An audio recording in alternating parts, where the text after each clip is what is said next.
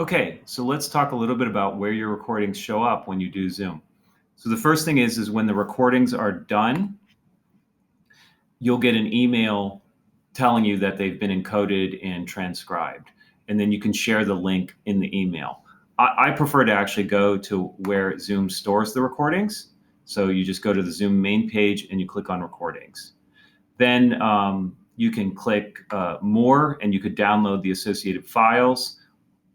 This is a useful solution if you want to post this anywhere else. You could post it to YouTube or Vimeo or something like that.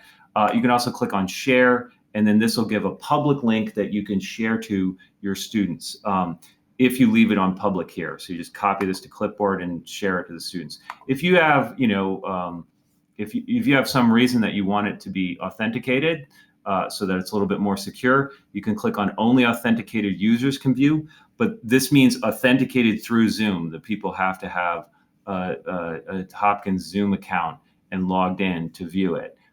You can do other forms of authentication by uploading the files to a service like, say, the University OneDrive account and then sharing it through that technique. I tend to just share it publicly, but again, it's public, but there aren't links produced, public-facing links producing it, so it would be easy to find. It has this weird URL that someone would have to guess. And again, I make kind of double and triply sure that I don't post anything that I wouldn't want to share publicly.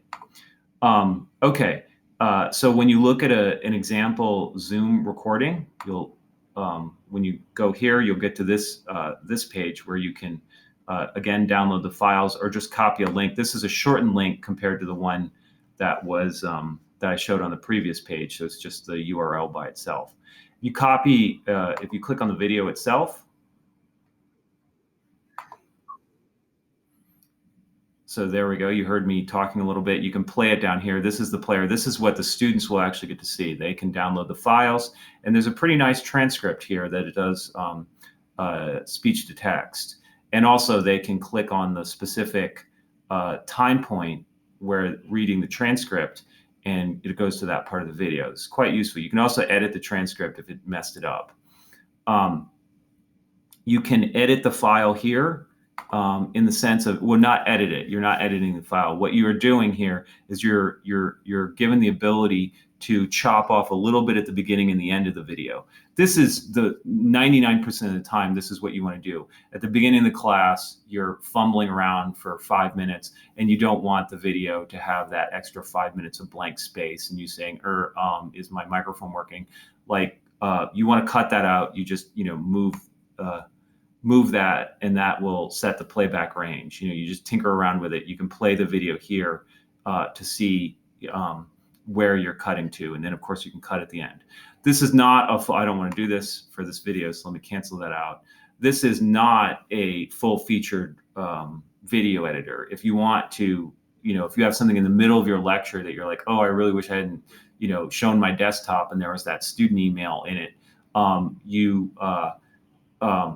you need to put that in, either redo the video or put that into a video editor, a real video editing software, and then you can just blank out, you leave the audio running and just blank out those couple of frames that show information that you don't want. But then you need to do that in a real video editor. And then the closed captioning works pretty well, obviously just working right off the transcripts.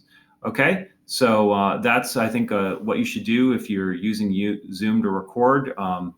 Share your lectures through, just through Zoom. That's what I do. I had, 180 days is enough for me. Once again, if you're concerned about that, then post them to another sharing site. Some of the solutions, like for example, Google Drive, if you post a video to Google Drive, it'll encode it, and then when you share a link, people go to the link, it'll actually play it from Google Drive. I believe Dropbox has that as well. I don't know if OneDrive has that.